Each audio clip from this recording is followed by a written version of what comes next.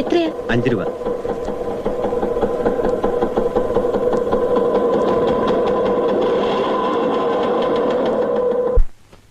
അമ്മാവ തീപ്പെട്ടി കൊണ്ടുവന്ന് എന്നാ.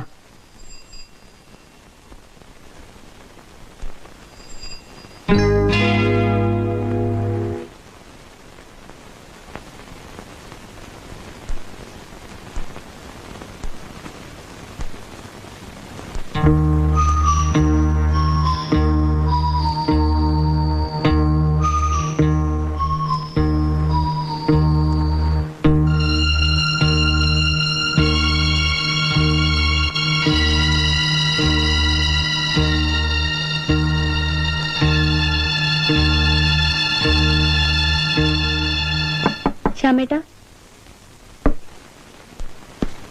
ശ്യാമേട്ടാ,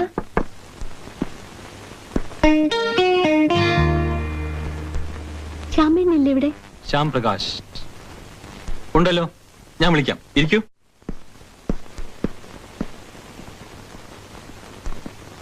മാഷിന് എങ്ങനെയുണ്ടമ്മേ? കുഴപ്പമൊന്നുമില്ലെന്നാ ഡോക്ടർ പറഞ്ഞത്. ആ മോനെ, ഗീത ഇതുവരെ വന്നില്ല. അവളവിടെ പോയി? അവള് നിന്നെ അന്വേഷിച്ച കൈമളുടെ കൺസ്ട്രക്ഷൻ കമ്പനി പോയതാ. അവൾ എന്തിനാ അവിടെ പോയത്? ആ കുട്ടി ഓഫീസിൽ ഫോൺ ചെയ്തപ്പോ ഞാനാ പറഞ്ഞത് സാർ അവിടെ കാണുമെന്ന്. മോനെ, നീ ഒന്ന് പോയി അന്വേഷിക്കേ. ആ ശരി.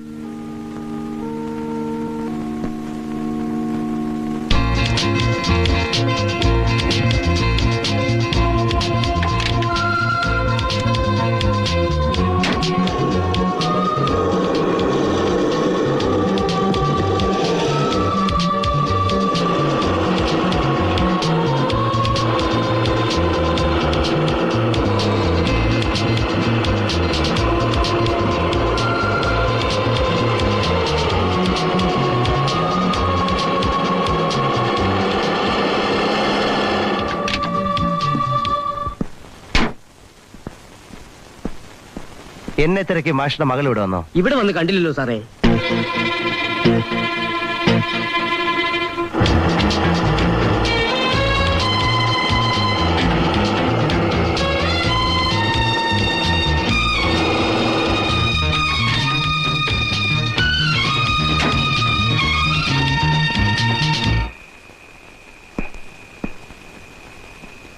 ഇതേ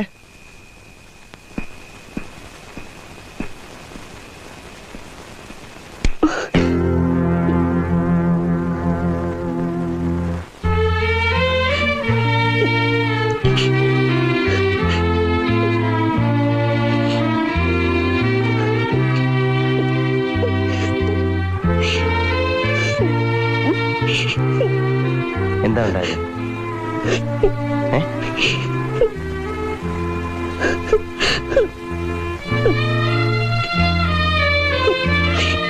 പറ.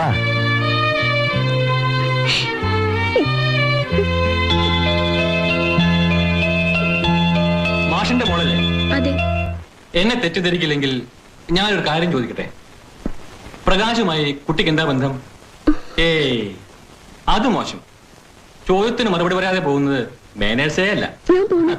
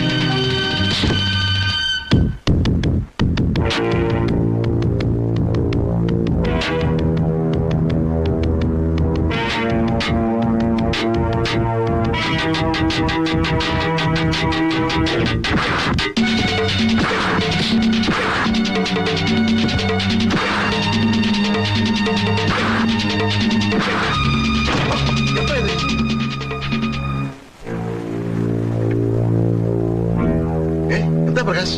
എന്താണെന്നോ? എന്താണെന്ന് ഇവരോട് തന്നെ ചോദിക്കേ. പ്രകാശ് റിലാക്സ്. എല്ലാം ഞാൻ അറിഞ്ഞു. സോൾവ് ചെയ്യാവുന്ന പ്രശ്നങ്ങൾ ഇവിടെ ഉണ്ടായിട്ടുള്ളൂ.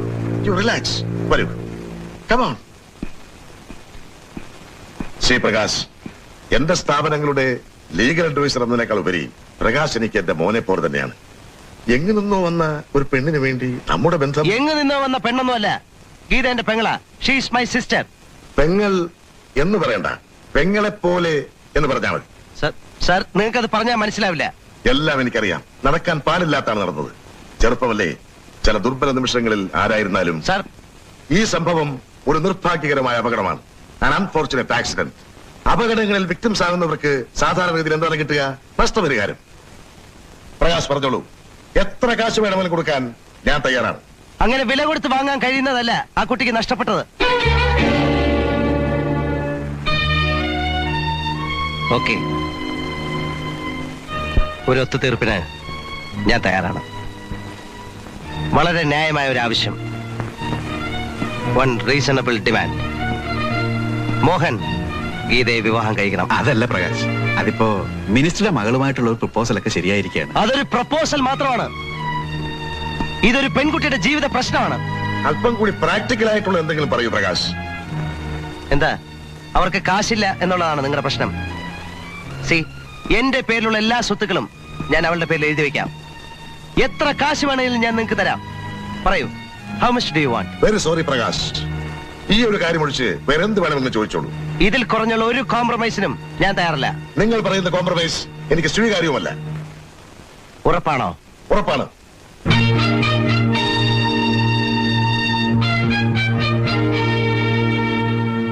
ഓക്കെ, എങ്കിൽ നമുക്ക് ഇവിടെ വെച്ച് പിരിയാം. Mister Kaimal, we are parting our ways here. ചതഞ്ഞ പാമ്പിനെ കൊല്ലണ്ടെന്ന് കരുതിയ മാത്രമല്ല, നിന്നെ എനിക്ക് ആവശ്യമുണ്ട് എന്റെ പെങ്ങടെ കഴുത്തി താലി കെട്ടാൻ.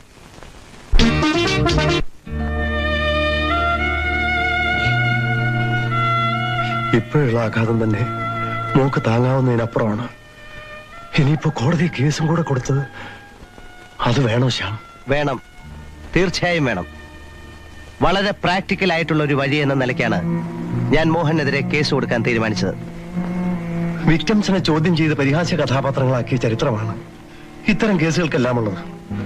നീതി ലഭിച്ചിട്ടുള്ളവർ എത്ര പേരുണ്ടാവും ശ്യാം? പക്ഷേ ഇത്തരം കേസുകളിൽ പ്രതിക്ക് ജീവപര്യന്തം വരെ ലഭിക്കാം.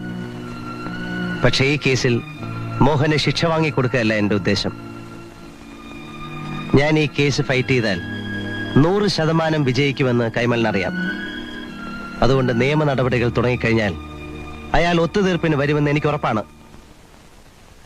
അങ്ങനെ അല്പം വൈകിയാണെങ്കിലും മോഹനെ കൊണ്ട് തന്നെ ഗീതയെ വിവാഹം കഴിപ്പിക്കാമെന്ന എന്റെ കണക്കൂട്ടൽ. അതുകൊണ്ട് ഈ കേസ് ഫയൽ ചെയ്യാൻ മാഷിനെ അനുവദിക്കണം. It's A request. എല്ലാം ശ്യാമിന്റെ ഇഷ്ടം. ഗീതയോട് കൂടി ഇതിനെക്കുറിച്ചൊന്ന് സംസാരിക്കണം.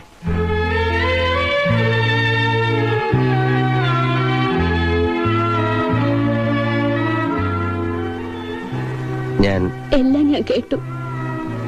എന്തും ഫേസ് ചെയ്യാൻ ഞാൻ തയ്യാറാണ്. ചേട്ടൻ കേസ് ഫയൽ ചെയ്തോളൂ.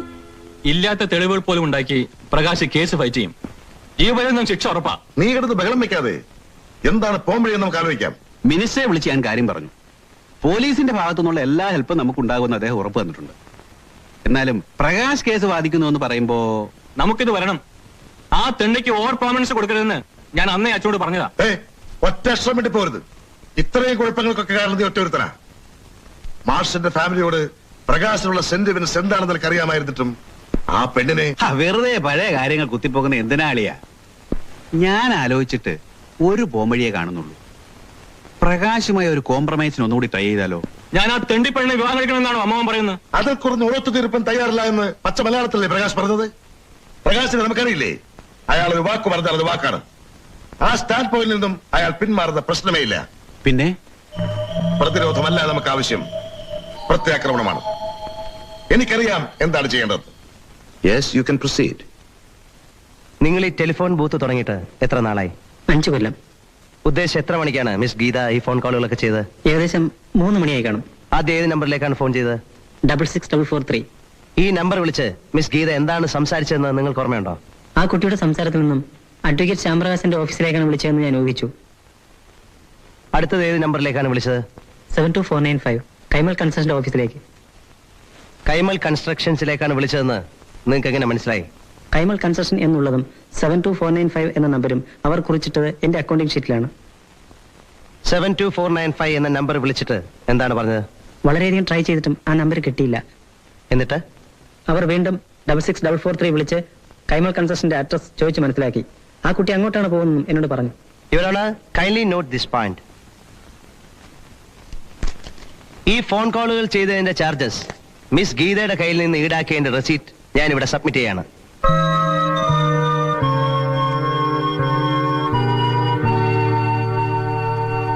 You can proceed with the next witness.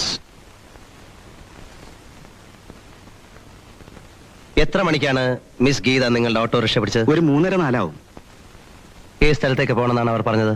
Netaji റോഡിലുള്ള കൈമൾ കൺസ്ട്രക്ഷന്റെ ഓഫീസിൽ പോകണമെന്ന് പറഞ്ഞു. എന്നിട്ട് ഞാൻ അവിടെ കൊണ്ടുപോയി വിട്ടു. അവർ ഓഫീസിലേക്ക് കയറി പോകുന്നത് നിങ്ങൾ കണ്ടോ? കണ്ടു സർ. അതെങ്ങനെ കണ്ടു? അപ്പൊ നിങ്ങൾ അവിടെ വെയിറ്റ് ചെയ്തോ? ഇല്ല, തിരിച്ചു വരുന്നതിന് മുമ്പ് ബീഡി കത്തിക്കാനായി അവിടെ നിന്ന് ഒരാളോട് തീപ്പെട്ടി ചോദിച്ചു. ആ സമയത്താണ് ഗീത ഓഫീസിനകത്തേക്ക് കയറി പോകുന്നത് കണ്ടത്. ഇവരാണ് മിസ് ഗീത 4 മണിക്ക് കൈമൽ കൺസ്ട്രക്ഷൻസിന്റെ ഓഫീസിൽ പോയിരുന്നു എന്നുള്ളത് സാക്ഷിമൊഴിയിൽ നിന്ന് വ്യക്തമാണ്. അവിടെ പോകാനുണ്ടായ സാഹചര്യങ്ങളും വളരെ കൺവിൻസിംഗ് ആണ്.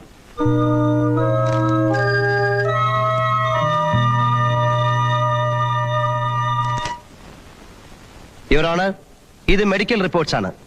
ഈ പട്ടണത്തിലെ ഏറ്റവും ലീഡിംഗ് ആയിട്ടുള്ള 3 ഡോക്ടേഴ്സിന്റെ ഫൈൻഡിങ്സ് ആണിത്. ഇതിൽ നിന്ന് മിസ് ഗീത ഒരു ബലാത്സംഗത്തിന് ഇരയായിട്ടുണ്ട് എന്നുള്ളത് ബഹുമാനപ്പെട്ട കോടതിക്ക് ബോധ്യമാകും. സാഹചര്യ തെളിവുകളിൽ നിന്നും സാക്ഷികളുടെ മൊഴികളിൽ നിന്നും പ്രതി മോഹൻ തന്നെയാണ് ഗീതയെ ബലാത്കാരം ചെയ്തിട്ടുള്ളത് എന്ന് വ്യക്തമാണ്. ആയതിനാൽ Indian penal code section 375 and 376 പ്രകാരം പ്രതി മോഹന് ജീവപര്യന്തം തടവ് നൽകി ശിക്ഷിക്കണമെന്ന് ബഹുമാനപ്പെട്ട കോടതിയോട് ഞാൻ അപേക്ഷിക്കുകയാണ്. That's all your owner.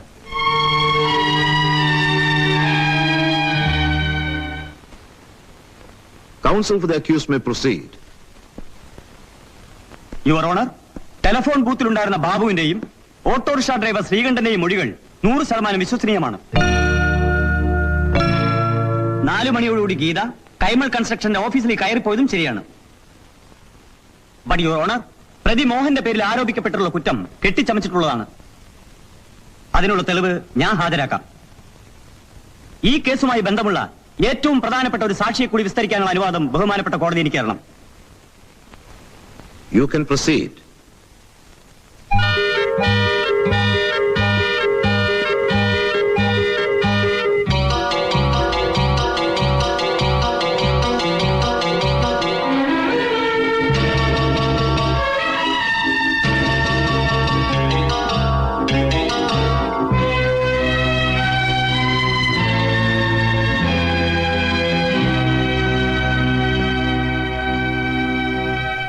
നിങ്ങൾ മിസ്റ്റർ ശ്യാംപ്രകാശ് ജൂനിയറായി പ്രാക്ടീസ് ചെയ്യല്ലേ? അതെ. എത്ര കൊല്ലമായി? 5 കൊല്ലം. സംഭവ ദിവസം 4 മണിക്ക് കൈമൽ കൺസ്ട്രക്ഷനിൽ നടന്നെന്താണെന്ന് വ്യക്തമാക്കുന്നു. ശ്യാംപ്രകാശ് സാർ പറഞ്ഞതനുസരിച്ച് ഒരു കേസിന്റെ ഡീറ്റെയിൽസ് ഡിസ്കസ് ചെയ്യാനായി കൈമൽസ് കൺസ്ട്രക്ഷന്റെ ഓഫീസിൽ ഉദ്ദേശം 4 മണിക്ക് ഞാൻ പോയിരുന്നു. അവിടെ മിസ്റ്റർ മോഹനുമായി കേസിന്റെ കാര്യങ്ങൾ ഡിസ്കസ് ചെയ്തുകൊണ്ടിരുന്നപ്പോൾ മിസ് ഗീത അവിടെ വരികയും ശ്യാംപ്രകാശ് സാർ ഉണ്ടോ എന്ന് തിരക്കുകയും ചെയ്തു. അദ്ദേഹം അവിടെ വന്നിട്ടില്ലെന്നും അദ്ദേഹത്തിന്റെ വീട്ടിൽ തന്നെ കാണുമെന്നും മോഹൻ പറഞ്ഞു. അപ്പോൾ തന്നെ ഗീത മടങ്ങി പോവുകയും ചെയ്തു. 5 വർഷം തന്റെ ജൂനിയറായി പ്രാക്ടീസ് ചെയ്തുകൊണ്ടിരിക്കുന്ന മാന്യ സുഹൃത്തിന്റെ മൊഴി മിസ്റ്റർ ശ്യാംപ്രകാശ് തീരെ പ്രതീക്ഷിച്ചിരിക്കില്ല. പല കൊളരായ്മയ്ക്ക് കൂട്ടുനിന്ന് മടുത്ത് സത്യത്തിന്റെയും ന്യായത്തിന്റെയും പാതയിലൂടെ സഞ്ചരിക്കാൻ അല്പം വൈകിയെങ്കിലും മിസ്റ്റർ ഗോപാലകൃഷ്ണൻ സാധിച്ചു. That's all your owner.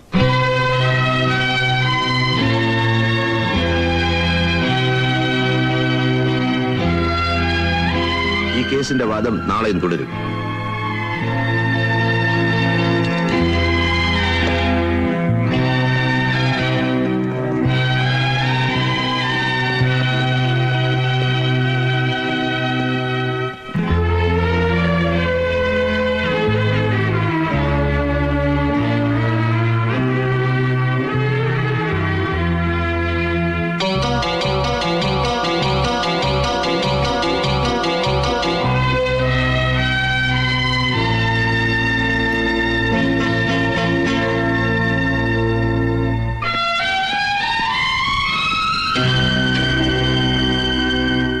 മാഷേ, കേസ് കൊടുത്തത് തെറ്റായി പോയെന്ന് എല്ലാവരും എന്നെ കുറ്റപ്പെടുത്തുന്നു. മാഷേ, ഞാൻ എല്ലാം എനിക്ക് മനസ്സിലാവും ശ്യാം. ഇത്തരം പരീക്ഷണങ്ങളോടൊന്നും മനസ്സ് തളരരുത്. അന്തിമ വിജയം എപ്പോഴും സത്യത്തിനും നീതിക്കുമായിരിക്കും.